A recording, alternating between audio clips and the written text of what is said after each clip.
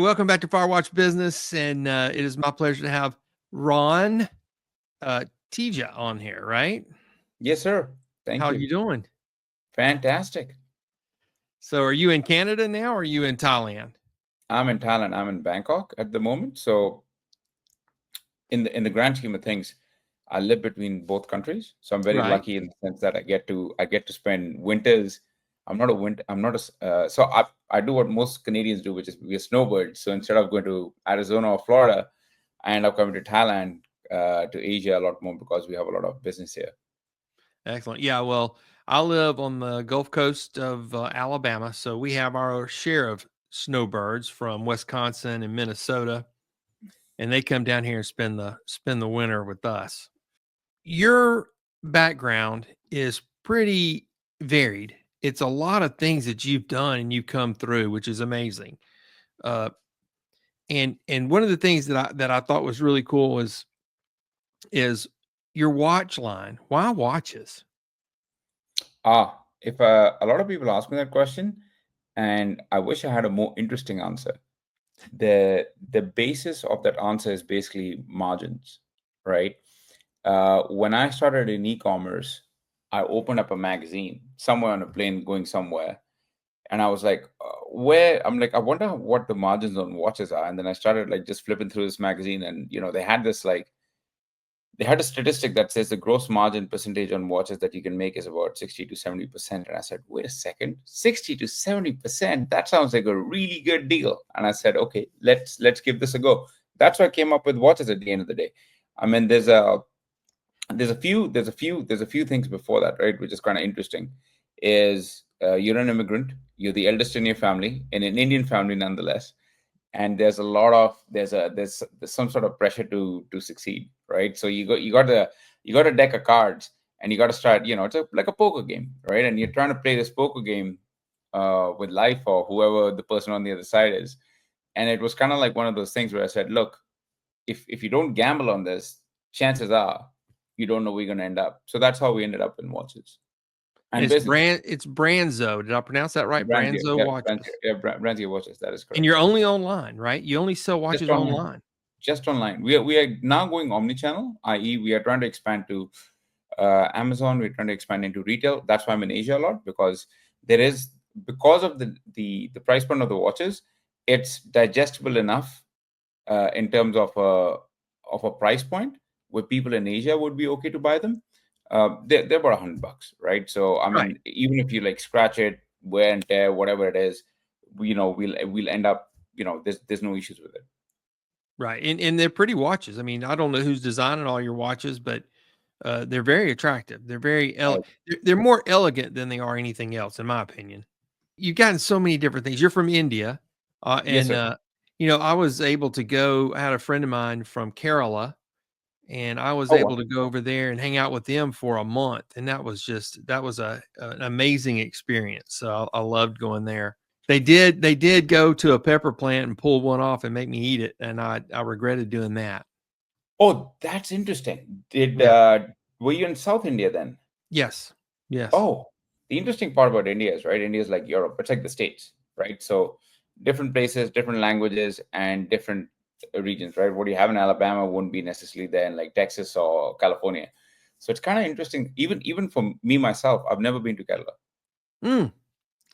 And although I grew up there for like 22 years, it's there's so much. Yeah, it's so big that some days you don't end up going to your own country, and you don't explore your own country to the Oh, max. absolutely. I mean, it happens in United States very easily, so I can absolutely see that. We had a great time though. It was a cool place. So, like you said, you had a lot of pressure to succeed, and you have done that. You've started several companies from Yes, I scratch, did. and I Yeah. was looking at some of the stuff you were talking about, and one of your expertise is scaling businesses, and I think that's one of the things that my audience is probably more worried about than anything else. And I mean, and I can give you a perfect example. I have a client right now that I'm working with that is having a very difficult time scaling his business. Hmm. And I believe it's because he's not willing to put in the systems. And plus, he's got some people in there that he wants to keep there that needs to be put in a different role. They would be better in a different role. And I think they hold on to that. So when we talk about scaling businesses, what do you look at first? What are the things that you're like, okay, well, we're ready to scale. What are the first things you're going to put in place? People, people. I've thought about this a lot. I've talked to a lot of people with, you know, billion-dollar companies. I've talked to people with, $10 billion companies, et cetera, right? And that's the one thing all these companies have in common, is that it starts with the people, because the people is the main variant. The more you hire the right kind of, let's say that it's like a jigsaw puzzle, right? So when you're starting out, let's say for me, when I started out, I'll give personal example versus somebody else's, so it's just easier to relate to. The first team that I had got me to, let's say, from $100 to, let's say, $10,000, right? And they were good there, and they did a fantastic job. So in this case, your client is really good at, like, the team that he has is extremely good at, like, getting them from, like, point one to point B. Now, to go from 10 grand to 100 grand, I needed a different team, and that different team was maybe. And also, like, I can relate to this case study that you're talking about, because it happens to me to this day, because you owe these people loyalty. There is Right. that inherent case of loyalty. You can't just, and kudos to this gentleman or lady you're talking about, because there is, I think, over the years, what's happened in business is we've forgotten loyalty to back to employees and everything else. And I think it's important to have some sort of loyalty, but it's also like, okay, is there a way to, like sort of phase them out as well, right? What is it? Can I give you, like, 3 months of furlough so that you have enough time to sort of go search for a job? But coming back to the team, right? The team that I'll have from 1 to 10, 10 to 100, and 100 to 1,000 is completely different. You need to retool. It's like a mechanics tool, right? I mean, if you ride bikes, you can have a fixie. It can only go so far, and then you start having the gear bikes, and then you have the 18 speed, 10 speed, 12 speed, 18 speed, 24 speed, right? Different. So without and the employees, I mean, I hate to use this word, but it's like they're almost like a toolbox, right? The toolbox, um, and they're generals of the specific domains. The more specialized they are, the better it is, right? So, and unfortunately or fortunately, you can find these people not just stateside, you can find them globally. With all due respect to Canada and the country of my immigration, which I love, I find that there are great entrepreneurs there, but it comes with complacency.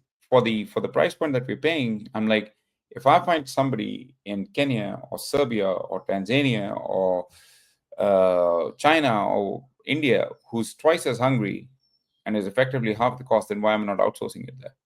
Right? It's not a threat to the American or the Canadian system that we're outsourcing jobs. Like, speaking strictly from a business perspective, it's a matter of how hungry people are to get into the system of, hey, if I achieve something, I can give a good life to my family, and in fact get bonused at the end of the quarter or whatever that your bonus system is like. The guy I'm working with on this I cannot let these people go because of their loyalty to me, but I retooling them into another role is turning out to be more challenging than he thought. Do you try to focus them, like you said, maybe on a more narrow focus? Because when you start out and you're at zero and you're getting up to that 10,000 mark, Yeah, you have people that are doing several different things. And then you mentioned about narrowing each of these tools in your toolbox focus to be better and get you to the next level. correct. So we're talking about retooling people if you can. Yeah, and it's hard. It's hard after a certain point of time, right? Just like, people are set in their ways too. Like, people get set, people get complacent, people get comfortable. Uh, the three things that come to mind that I think is quite important. I think the first thing that I remember is, like, we've tried this before. There's a playbook here. The first thing is, can you, like you said, narrow it down and make them experts in one, right? Hopefully that works out. Um, I would say it's an 80-20 rule. 80% don't make it, unfortunately. Mm. That's a statistic. The 20 who do, they excel at it, right? Because some people you can teach an old dog a new trick. But people who don't make it, then I think then the option B is basically you follow them. You follow them in a nice manner, and you phase them out, which is to have the hard conversations up front. It's not an easy conversation, but you've got to have it, because at the end of the day, either you're going to survive or they're going to survive. I mean, I've been through this phase of this gentleman before, where it's like at one point in time in our company, most of our revenue comes from Google ads and Facebook ads, right? And basically one fine day, there was some glitch in the system and basically all our accounts got suspended. And so it became my prerogative to keep these people employed, even with 100K in losses every month. And if I were to do it again, I'd be like, nah, we have to have a plan ABC, and we have to have contingencies in place. And if these contingencies mean that people need to go, then unfortunately they need to go. Either you're going to eat, or they or you can feed Right. people, right? So at the end of the day, you'll have nothing left on your plate you're running a business, unfortunately, right? So that's the harsh reality of it. There's levels. People are at different levels. Some people can Yeah, get you to point A, but can't get you to point B. And those yeah, people that can get you to point B may not be able to get you to point C. And correct. you have to manage that system. Yeah, What are some of the things that you feel like as a small business, if you sat down with somebody's like, okay, here's my idea, here's what I want to do. What are some of the pieces of advice that you'd say, do this, but don't do that? I think the first thing is always execution. So a lot of people I meet, I'm sure you also meet on a daily basis, all have ideas, or hey, I want to quit my 9 to 5, I want to start a side hustle, I want to go full time with this job. The first thing is you gotta follow through on what you're thinking, and execute. I'm a plain executioner, right? It's like if somebody says something and if you don't do it, I automatically lose respect for you. It's a value that I have, because you can't say shit. Sorry, pardon my French, but you can't say things and then never follow through on it. So if 100%. you have a dream to quit your 9 to 5, and if you want to start your own business, try it, right? The second piece, I think, of let's say experience. Experience is a better word. Advice wouldn't be the right word. The second piece of experience that I can share is, if you feel hesitant to do so, don't go half and half. So some people, what they do is they'll have half a foot in the door at the work and half a foot there, a door on the side hustle. Maybe it works for the first 2 3 months. Otherwise, Right. you're going to burn out, right? So you definitely, there's a burnout coming. But if you see a side hustle start working, then cut all ties, and just go all in, right? It's like it's a nice little poker game here, because I think at the end of the day, what you owe to yourself as a human being is to take a chance on yourself. It's a risk, right? You're betting on yourself. You A lot of people are going to end up there. Sometimes you lose, sometimes you win. But the thing is, a lot of I mean, you're seeing, you give me credit of being successful, which I appreciate, but I've also failed a lot of times. Yeah. There's probably like $500,000 to $1 million in losses that I can count on the top of my head, but it's okay. you know Mhm. that's the price of, I guess, education. That's the way I look at it. Yeah. Not, yeah.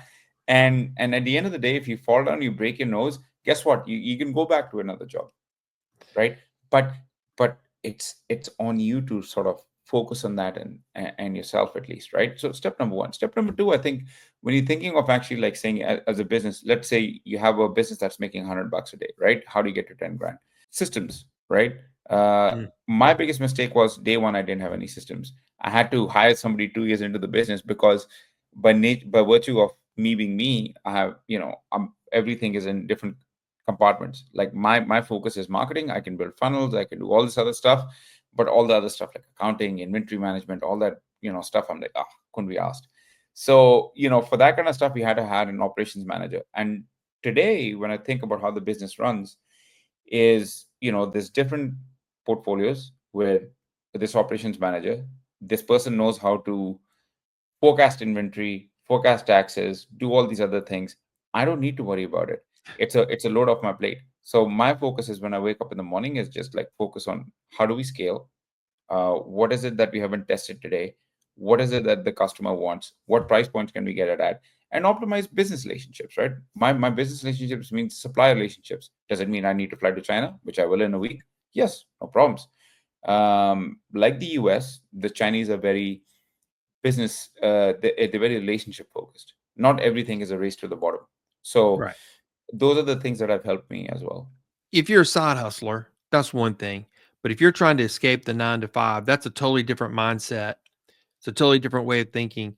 And like you said, if it starts working and being half in, half out, only it lengthens the curve for you to get out of the 9 to 5. Yeah. It's also like because people don't want to leave the comfort, right? Right. So, there's two doors. The one is comfort 9 to 5, and one is uncomfort, which is basically a side hustle or whatever you have. But if this starts working, there's a lot of uncomfort coming your way. So most people just say, I don't know, I should just stick to my comfort level. But you gotta, there's a lot of growth that happens in the unknown and the uncomfortableness. And to this day, maybe it's just become nature now. When I start feeling comfort, I'm like, there's something wrong with me. That's such an entrepreneurial spirit in you. You got to do something. You got to shake it up. Yeah, people are like, should you just sit back and let your team do things? I'm like, nah, nah, nah. You got to keep your hands busy somehow. Absolutely. And I love how you said that you'd failed a bunch. You could name millions of dollars that you've lost. And one of the things that we talk about, or we try to talk about, is that failure is really not failure, it's feedback. Yeah, You're getting feedback on your product or whatever that idea was, and that was the feedback was that one wasn't good. Try something else. yeah. That's my Harvard degree, man, right there.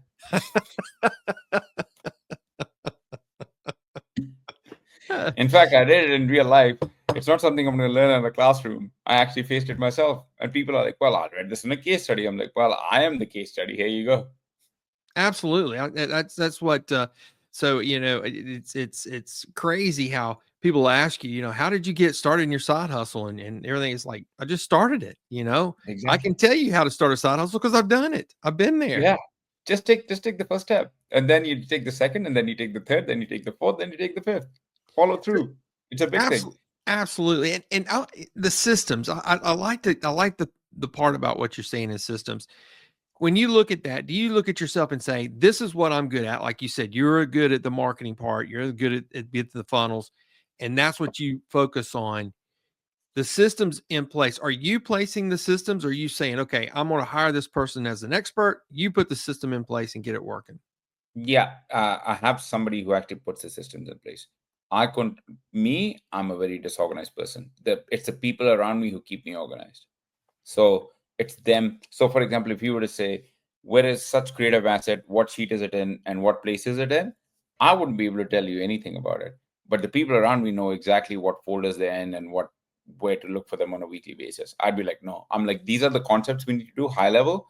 These are the best sort of ideas that I have for you. Can you please go execute them? That's it, right? So for the creative direction and all that kind of stuff. But the other ones were like, okay, we'll go through step 1, 2, 3, 4, 5. We have a SOP in place. This is what we need to do. Step 1, 2, 3, 4, 5, right? In some cases, there'll be some things that only I would know. So the quickest way we make a standard operating procedure is record a video, pop it in a folder, and just send it to your team. That's it. Takes 5 minutes. Actually, you can do it on Loom. It's free. And then that's the start of your system. And then Yep. it's refined from there. Yep. That's it. Very good advice. That's very interesting. Boy, if you watch it to this part of the show, then you've gotten a really gem there for sure. Thanks. Because I think a lot of people have a very tough time putting those systems in place. Yeah, for sure. It's trial and error, right? I mean, I'm talking to you after 10 years of trial and error. So I know a little bit more than I did yesterday, or 10 years ago, right? 10 years ago, it was like, I don't know what the hell I'm doing. Today, it's kind of like, I kind of know what I'm doing, but I really don't know still. But then there's a lot more going on.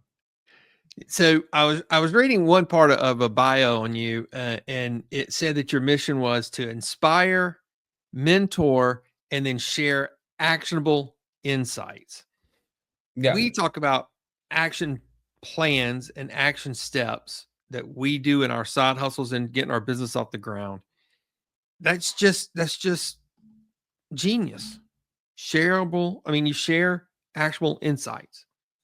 Well, yeah, I think after a certain scale, what happens is it doesn't really become much about like there's a shift in mentality. You want to help those around you, right? It's like I have all this experience. If I can help somebody else be more successful, and in fact, I hope they get more successful than me. Uh, that's the way I learned to live my life. And when I switched that thinking from like me first to like us, uh, including the employees that we are with, and how can we uplift them and give them a better sort of outlook on things.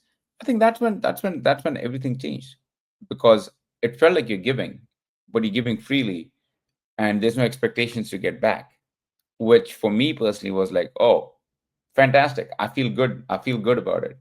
It's like the same reason why you give to charity, the same reason why you give to something else. This is not charity, but it's kind of like, you feel like the act of just giving selflessly. The altruism, I think they call it. Yes, altruism, altruistic feelings. Right. And I kind of think that kind of there's so little loyalty now, but if you're doing that and helping other people succeed, including your employees, that brings a little bit of loyalty to the situation. Yeah, for sure. I think but this genuine thought applies to all entrepreneurs around me. It applies to friends. It applies to family. I mean, family, of course, there's some trauma there, but it's okay. We get over it. It's okay. I mean, you can always be yourself with your family all the time. It's okay. It's like when your parents treat you like a 5-year-old, and I'm like, Right. no, mom, I'm grown up now. No, no, no, you're still a little baby. It's okay. All right. So there's one more thing I wanted to ask you about for sure Shoot. was the SEO part of it. SEO to me is like a mystery. It's It like is. a mystery and it wrapped in an enigma, as they say, right? Yeah. How do you figure out as a small business owner, where should I go? What should I do to help myself in that area? I think the lowest hanging fruit that you have, if you have a business, is you need to start thinking about yourself as a customer. Say say for example, simple example, right? I want to learn how to scale my business systems. What is the first thing I'm going to do? I'm going to go to Google, right? And I'll go to Mhm. Google. I mean, some people are going to use ChatGPT, sure, for sure, but Google, right? I'll go to Google. I'll go and research Reddit forums, or I'm going to research websites which talk about business scaling and business goals and how to get over this, right? So think about what the end customer wants first. Like, and what part of the business scaling system do they need? Finances, operations, what is it that you want, right? So now, once you have an understanding of what the customer wants, you got to reverse engineer it and just write articles about it, right? And the thing is, people say SEO, you would expect SEO to work like ads, which is basically it's an instant drug and it's instant fix. It Mhm. doesn't work like that. An SEO play is a 2-year play minimum, and you have to be consistent. It's like go to the gym. So you have a New Year's resolution to lose 10 kilos, right? That's what, 22 pounds. Mhm. And to lose 22 pounds, let's say 24 pounds, just for the sake of maths, right? That's 2 pounds a month. You got to be consistent. That means you got to control your diet, you got to control your eating habits, you got to control, you got to go to the gym, let's say 5 to 6 days a week, right? Now, how many people do you think from the New Year's resolution in January make it to July? Oh, very, very few. I mean, like I Yeah. think 3% make it to the end of the week, right? Yep. You So know, SEO is the same way. It's like going to the gym. You got to go every day. Uh, there's no major gains. You don't see changes in your body. You don't get a six pack in a week. You don't get like jacked and get big muscles within like the first month. It's a 5-year play. You'll see yourself getting lean. You'll see yourself getting shredded. You see yourself becoming bigger. Same thing, same rule of bodybuilding applies to SEO. There's no difference between the two. and it's consistent. Consistent content geared towards the customer. And This we could talk be about this on video, this. it could be podcasts, it could be blogs, whatever. Yeah, The and we talk ideal about that. scenario is, yeah, sorry, I'm sorry. We talk about that a lot on this channel is consistency. Consistency is the key to success. 100%. I think it's like I was in Japan last week, and I realized over time why the Japanese are the way they are.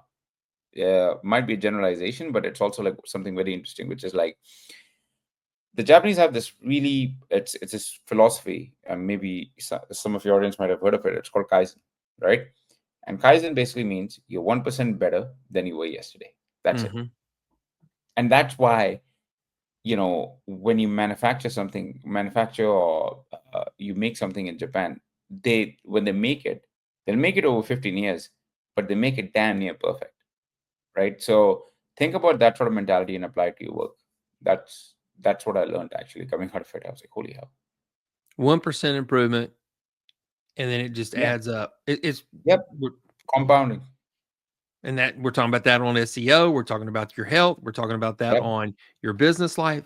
It's Yep. a complete all around mindset that will help you in every aspect of your life. You know, the sad part is that so many people know what to do and they don't do Yeah. it. Execution. That's a value I hold very high in my in my dictionary. So it's like, soon it comes to it, you have to have execution associated with it. Yeah. Well, right. I tell you what, I appreciate your time, man. I don't know if I there's appreciate anything your that, time, buddy. you know, I don't want to keep you too long. And what Not at time all. is it in Thailand anyway? 8:30 a.m. 8:30 a.m. So you're up. That's all right. I'm a morning guy. I gave up alcohol and all those vices around me about 6 or 7 years ago. So now I wake up at like 6, 7 a.m. That's it, just by default. Yeah. So I know you've lost a ton of weight. You've lost 100 pounds.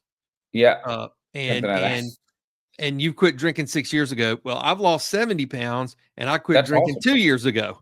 Congratulations. Welcome to the fold, man. I Life, know. it's a good change. I don't know why we drink. I don't know why it's such a thing that's perpetuated in a society and culture. I prefer not drinking. I don't do anything else either. Maximum is a cigar. Really? It's a nice little community feeling that I get with it. That's it. Once you're on the other side, you're like, why did I do this? How much money did I spend on that? Exactly. And all the bad decisions of eating that junk food after. Absolutely. Absolutely. But you feel better. You're Yeah. more alert. You're ready to do more things. And as an Mental entrepreneur, clarity and energy, man. It's just like double of what it's like. I feel like a 20-year-old every morning. It's like awesome. yeah. And you know, and it's changed my outlook, right? Yeah. It's changed when I get up in the morning. It's like, man, this is going to be another beautiful and fantastic day. Yeah. You don't feel angry. You don't feel like or dejected. You don't feel anxious. None of these feelings. All these things are like it's a thing of the past. Absolutely. Ronnie, thank you Yeah. so much for your Thanks, time, bud. man. I sure do Appreciate you. appreciate it.